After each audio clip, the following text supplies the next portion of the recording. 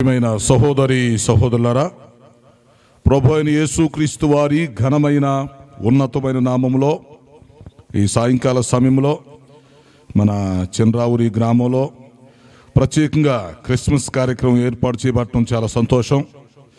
ఈ క్రిస్మస్ కార్యక్రమానికి కూడి వచ్చిన మీ అందరికీ ముందుగా శుభాలు ప్రత్యేక వందనాలు తెలియపరుస్తున్నాం. మీ అందరికీ క్రిస్మస్ శుభాకాంక్షలు తెలియచేస్తూ వర్తమానం కొరకు మిమ్మల్ని ఆహ్వానిస్తూ ఉన్నాము. ఈరోజు ఈ సంతోషకరమైనటువంటి కార్యక్రమంలో మీతో కలిసి మేము కుటుంబ సమేతంగా పాల్గొనడానికి, సంతోషించడానికి, ముఖ్యంగా వాక్య పరిచర్య చేయటానికి దేవుడిచ్చిన ఈ మంచి అవకాశం కొరకు ముందుగా నేను దేవునికి స్తుతులు చెల్లిస్తున్నాను. అలాగే ఇక్కడ స్థానికంగా సేవ చేస్తూ చక్కగా ఈ కార్యక్రమాన్ని ఏర్పాటు చేసి మనందరిని ఇక్కడికి ఆహ్వానించినటువంటి దైవ సేవకులకి, కుటుంబానికి, పరిచర్యకు నేను ప్రత్యేక వందనాలు తెలియపరుస్తున్నాను. మరి మీ మధ్యకు రావడానికి పరిచయం చేసినటువంటి మా ప్రియులు స్టీవెన్ అన్న గారికి కూడా ప్రత్యేక వందనాలు తెలియపరుస్తున్నాం. ఈ చుట్టుప్రక్కల నుంచి వచ్చినటువంటి సేవకులు, విశ్వాసులు, ఈ ప్రాంతవాసులందరికీ కూడా మీకు శుభాలు తెలియపరుస్తున్నాము. ఇంతవరకు చక్కగా మనం పాటల పరిచయంలో ప్రభును మహింపరిచాం. ఇప్పుడు వాక్య పరిచయంలోకి వెళ్ళబోతున్నాం. దేవుని వాక్యం కొరకు మన మనసులో సిద్ధం చేద్దాం. అవును ప్రియులారా, మన దేవుడు వాక్యమై ఉన్నాడు. వాక్యమై ఉన్న దేవుడు తన వాక్యం ద్వారా మనతో మాట్లాడినట్లుగా మనమందరం ప్రార్థనాపూర్వకంగా ఉందాం. ఓకే, వర్తమానంలోనికి వచ్చే ముందు కొన్ని విషయాలు గమనించండి. ప్రతి గురువారం ఉదయం 6 గంటలకి ఆరాధన టీవీలో వర్తమానాలు వస్తున్నాయి. ఆ టీవీ కార్యక్రమాలు మీరు చూడవచ్చు. అలాగే క్రీస్తు రాకడ ధ్వని యూట్యూబ్ ఛానల్ మీరందరూ సబ్స్క్రైబ్ చేసుకోండి. మీకు తెలిసిన వాళ్ళకు కూడా షేర్ చేయండి. ఈ క్రీస్తు రాకడ ధ్వనిలో యూట్యూబ్లో కొన్ని ప్రసంగాలు పెడుతున్నాం. మరి చక్కగా మీరు ఉపయోగించుకొని ఆత్మీయంగా మీరు బలపడొచ్చని ప్రేమతో మీకు మనవి చేస్తున్నాం. దయచేసి మీ ప్రార్థనలో మా కుటుంబం కొరకు, పరిచర్య కొరకు ప్రార్థన చేయాలని కూడా ప్రేమతో మీకు మనవి చేస్తూ మిమ్మల్ని అందరినీ వర్తమానం కొరకు ఆహ్వానిస్తున్నాం. తలలు వంచండి, చిన్న ప్రార్థన చేసుకుందాం, దేవుని వాక్యాన్ని విందాం. మన దేవుడు వాక్యమై ఉన్నాడు. వాక్యమై ఉన్న దేవుడు తన వాక్యము ద్వారా మనతో మాట్లాడినట్లుగా, అనేకులు రక్షించబడినట్లుగా, సత్యాన్ని తెలుసుకున్నట్లుగా ఈ ప్రత్యేకమైనటువంటి క్రిస్మస్ కార్యక్రమం మనందరికీ ప్రయోజనకరంగా ఉన్నట్లుగా అందరూ తల వంచండి, ప్రార్థన చేసుకొని మనం సందేశాన్ని విందాం. ప్రార్థన చేద్దాం. అందరూ ప్రార్థన చేసుకుందాం. 1 నిమిషం తల వంచండి, ప్రార్థన చేద్దాం.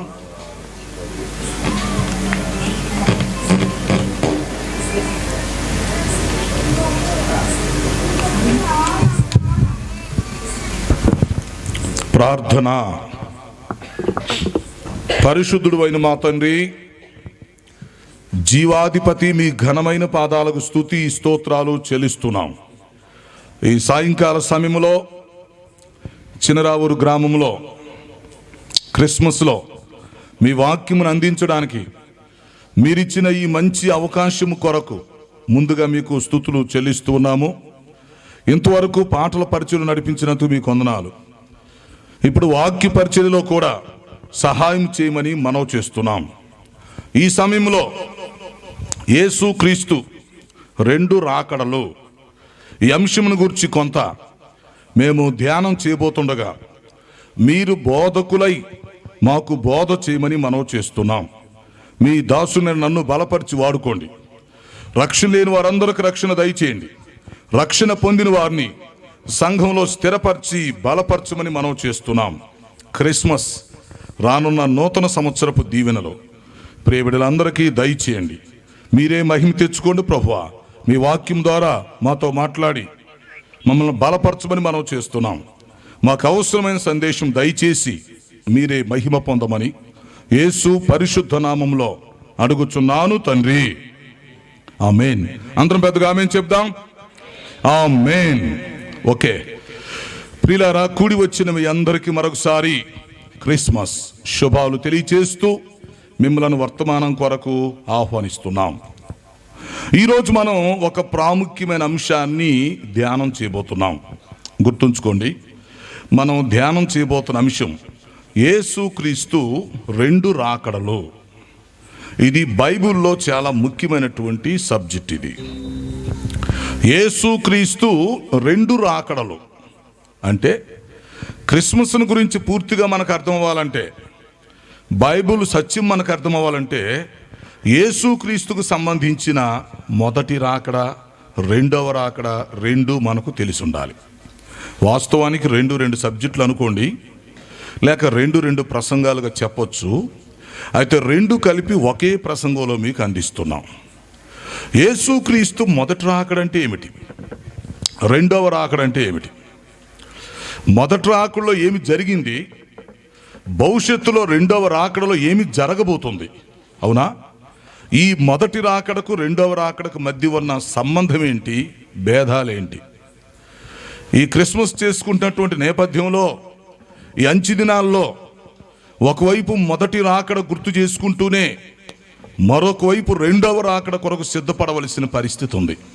అందుకని ఇక్కడ అంశం ఏం పెట్టామంటే, యేసుక్రీస్తు రెండు రాకడలు. కాబట్టి రెండు రాకడలను గురించి మీకు మంచి సందేశం అందుతుంది. చక్కగా మీరు తీసుకోవటానికి ప్రయత్నం చేయండి. ఓకే, ఈ డిసెంబర్ 15వ తేదీ అన్నప్పుడు నాకు స్పెషల్. మరి సంవత్సరానికి ఒకసారి నూతన సంవత్సరంలో ప్రవేశించే ముందు ఒక 2 వారాల ముందు బాగా ఉపవాసం ఉండి ప్రార్థన చేసుకోవటం అనేది మాకు ఆనవాయితీ. సో ఈ డిసెంబర్ 15వ తేదీని ఫాస్టింగ్ డే అంటాం. ఈరోజు పగల చక్కగా ప్రార్థన చేసుకోవడానికి దేవుడు కృప చూపించాడు. ఒక చోట కార్యక్రమాన్ని ముగించుకొని వచ్చాం. రెండవది, డిసెంబర్ 15వ తేదీ నా జీవితంలో నాకు ఒక స్పెషల్ ఉంది. అది కూడా ఒక మాట చెప్పి మీకు లోపలికి వస్తాను. 2011వ సంవత్సరంలో డిసెంబర్ 15వ తేదీన ఆరాధన టీవీ ద్వారా సువార్థికునిగా అవార్డు వచ్చింది నాకు. అంటే ఆంధ్రప్రదేశ్, తెలంగాణ 2 రాష్ట్రాలు అప్పుడు కలిసి ఉన్నాయి. ఈ 2 రాష్ట్రాల్లో దాదాపు 3000 గ్రామాల్లో తిరిగి నేను సువార్త ప్రకటించాను. ఊరూరెళ్ళి సువార్త ప్రకటించాం.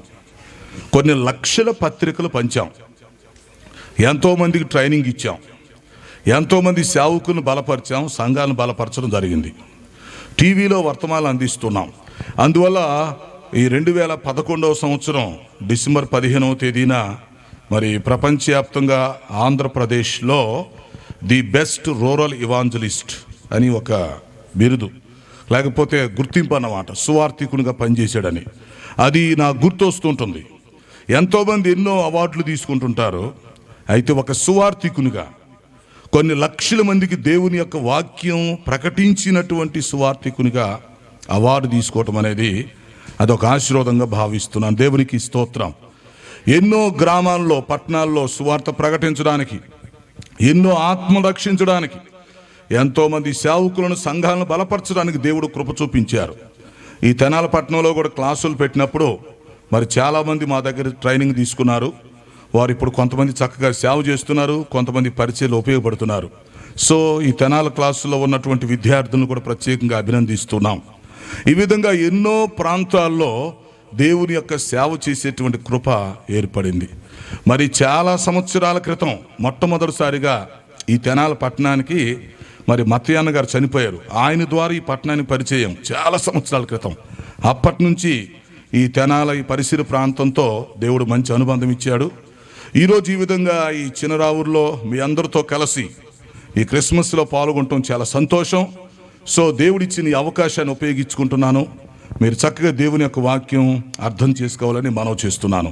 వర్తమానంలోనికి వద్దాం. ఈరోజు మన ధ్యానాంశం యేసుక్రీస్తు రెండు రాకడలు. ఓకే, ముందుగా ఒక వాక్య భాగం చదువుదాం, వర్తమానం లోపలికి వెళదాం. మత్తయి సువార్త 1వ అధ్యాయం 21వ వచనాన్ని జ్ఞాపకం చేసుకుందాం. మత్తయి సువార్త 1వ అధ్యాయం 21వ వచనం.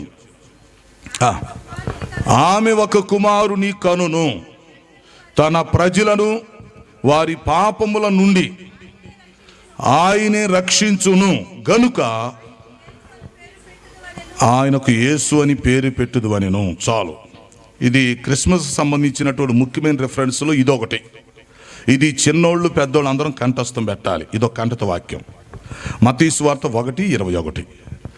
ఆమె ఒక కుమారుని కనును, తన ప్రజలను వారి పాపముల నుండి ఆయనే రక్షించును గనుక ఆయనకి యేసు అని పేరు పెట్టుదు అనెను.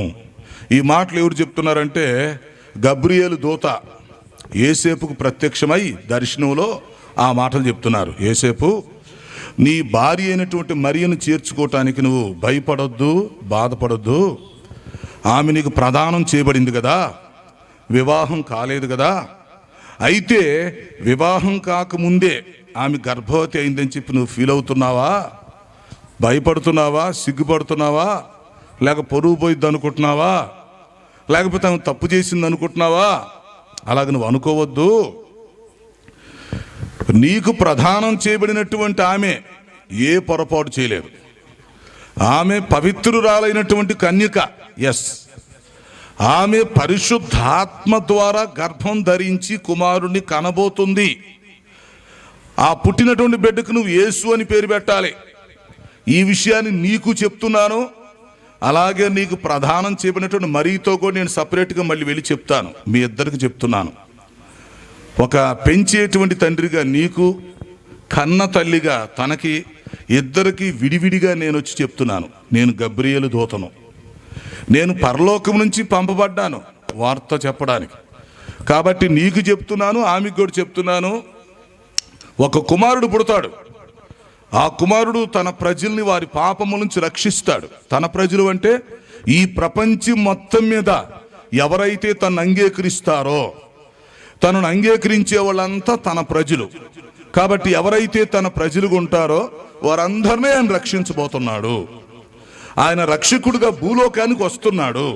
అందువల్ల రక్షకుడు అని అర్థం స్ఫురించేటట్టుగా ఆయనకి యేసు అనే పేరు నువ్వు పెట్టాలి. కాబట్టి దేవుడు ఈ విషయాన్ని నాకు చెప్పి నన్ను పంపించాడు. యోసేపు, నేను నీ దగ్గరికి వచ్చాను, మరీ దగ్గరికి కూడా వస్తున్నాను.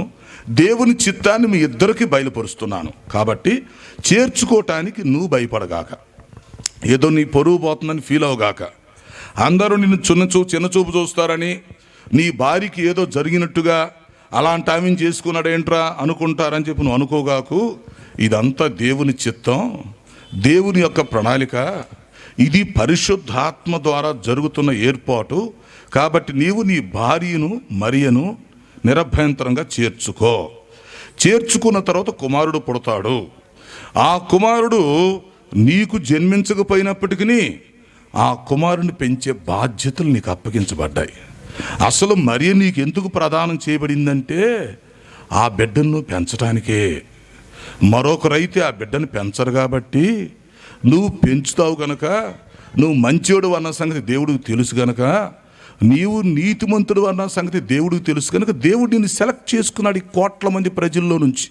ఎందుకంటే పెళ్ళి కాకముందు ప్రదానం చేయబడినటువంటి భార్య గర్భవతి అయితే కుమారుడు కానీ కుమార్తె కానీ పుడితే ఎవడు చూస్తాడు? ఎవడో చూడడు. ఏ పురుషుడు ఒప్పుకోడు. ఏ తండ్రి కూడా తన కుమారుడుగా ఉండటానికి యాక్సెప్ట్ చేయడు. ఏ తండ్రి కూడా కుమారుడుగా అంగీకరించి పెంచడు. ఆ సంగతి మానవ జాతిలో స్పష్టమే. కాబట్టి ఈ మానవ జాతి అంతట్లో నువ్వు ఒక నీతిమంతుడివి, నువ్వు దేవుని చిత్తానికి లోబడుతున్న వ్యక్తివి.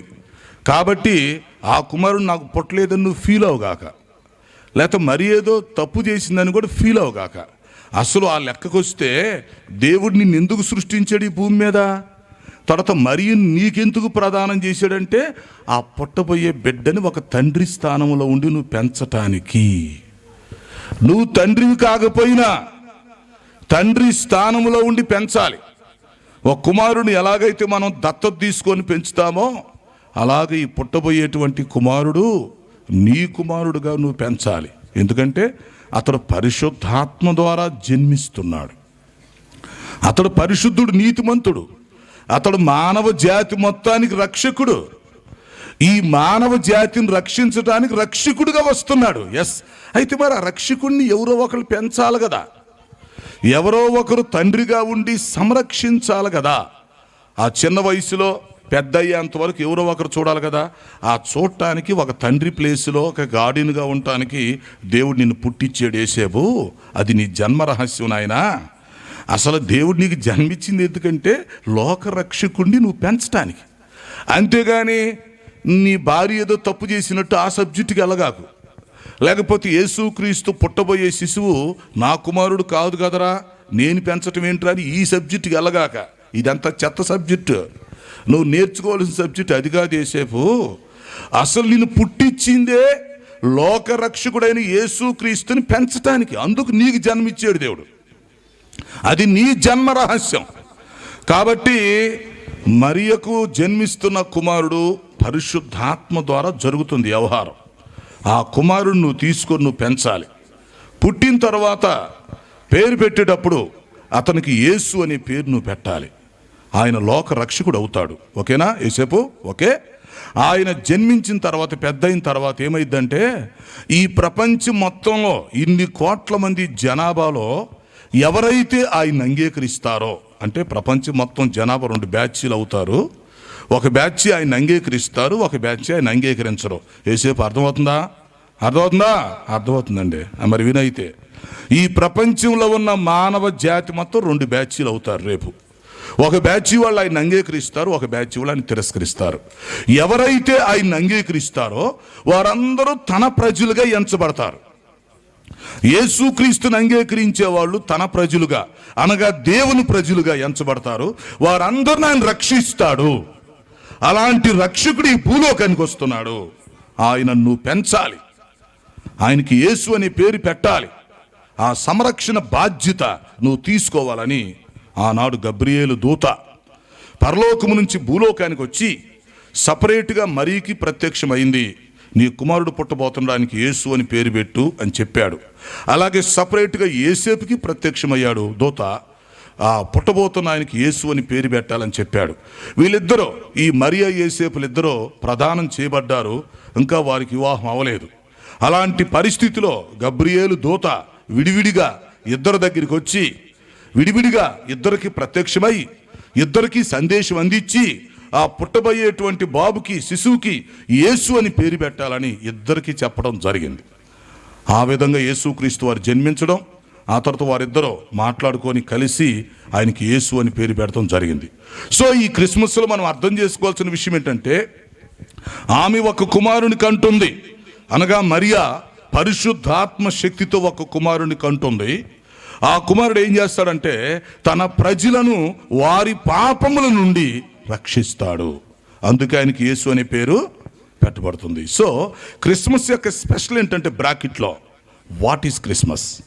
క్రిస్మస్ యొక్క స్పెషల్ ఏంటంటే, ఈ 250 దేశాల్లో గుర్తుపెట్టుకోండి, 800 కోట్ల మంది ప్రజల్లో ఎంతమంది అయితే యేసుక్రీస్తును సొంత రక్షకుడిగా, ప్రభువుగా అంగీకరిస్తారో, యేసుక్రీస్తు నా కోసమే భూలోకానికి వచ్చాడు, నా కోసమే మానవ జన్మ ధరించుకున్నాడు, నా కోసమే మానవ శరీరాన్ని తీసుకున్నాడు, నా కోసం వచ్చాడు, నా కోసం ప్రాణం పెడుతున్నాడు, నన్ను రక్షిస్తాడు, నన్ను క్షమిస్తాడు అని ఈ ప్రపంచం మొత్తం మీద ఎంతమంది అయితే ఆయన నమ్మి అంగీకరిస్తారో వారందరికీ రక్షణ కలుగుతుంది. దేవునికి స్తోత్రం. అదే క్రిస్మస్లో ఉన్న మిస్టరీ, అదే క్రిస్మస్లో ఉన్నటువంటి ఆ రహస్యం. యేసుక్రీస్తుని అంగీకరించిన వారందరికీ రక్షణ భాగ్యం కలగడానికి, మోక్ష ప్రవేశం కలగడానికి ఆయన రక్షకుడుగా భూలోకానికి వచ్చాడనమాట. అందువల్ల ఆయనకి యేసు అనే పేరు పెట్టబడింది. క్రైస్తవులు, క్రైస్తవేతలు అందరూ తెలుసుకోవాలి, ఆ పేరులోనే అర్థం ఉంది, పేరులోనే పెద్ద మెసేజ్ ఉంది. యేసు అంటే రక్షకుడు కనుక మానవ జాతి మొత్తాన్ని రక్షిస్తాడు. తనను అంగీకరించిన వారందరికీ రక్షణ వస్తుంది.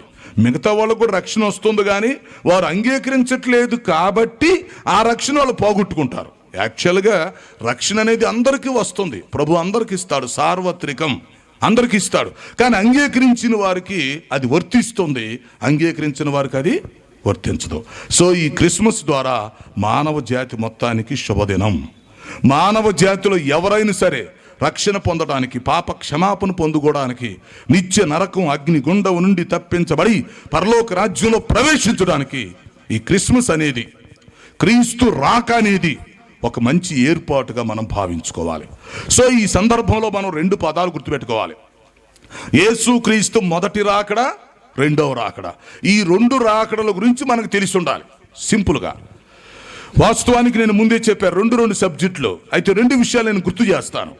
అసలు యేసుక్రీస్తు మొదటి రాకడ ఎందుకు జరిగింది, రెండవ రాకడ ఎందుకు జరిగింది, లేక భవిష్యత్తులో ఎందుకు జరిగింది, ఇప్పుడు మధ్యలో మన పరిస్థితి ఏంటి, మన వ్యవహారం ఏంటి, కొద్దిసేపు మనం ఆలోచిద్దాం. ఓకే, ఇది ఆలోచించాలంటే మనం ఎక్కడికి వెళ్ళాలంటే అసలు ఆది కాండం కంటే ఇంకొంచెం ముందుకు వెళ్ళిపోవాలి, ఇంకా ముందుకి. ఆది కాండం కంటే ఇంకా ముందుకు వెళ్ళి అక్కడ ఆలోచిద్దాం. విషయం ఏంటంటే ఈ సృష్టి జరగక ముందు సమస్తం శూన్యముగా ఉన్నప్పుడు దేవుడు అక్కడే ఉన్నాడు. అప్పుడు భూమి ఆకాశాలు లేవు, సూర్య చంద్ర నక్షత్రాలు లేవు, పరలోకం లేదు, భూలోకం లేదు, దేవదూతలు లేరు, మనుషులు లేరు, జీవరాశులు కూడా లేవు అనుకోండి. అసలు ఏమీ లేదు, సమస్తం శూన్యముగా ఉంది, అంతే, ఏమి లేదు. ఆ టైంలో దేవుడు ఒక్కడే ఉన్నాడు. ఆ దేవుడు తండ్రి కుమార పరిశుద్ధాత్మగా ఉన్నాడు. అందుకే ఆయన హిబ్రూలో ఎలోహిమ్ అంటారు. ఎలోహిమ్ అంటే తండ్రి కుమార పరిశుద్ధాత్మను కలిపి త్రిత్వాన్ని ఎలోహిమ్ అని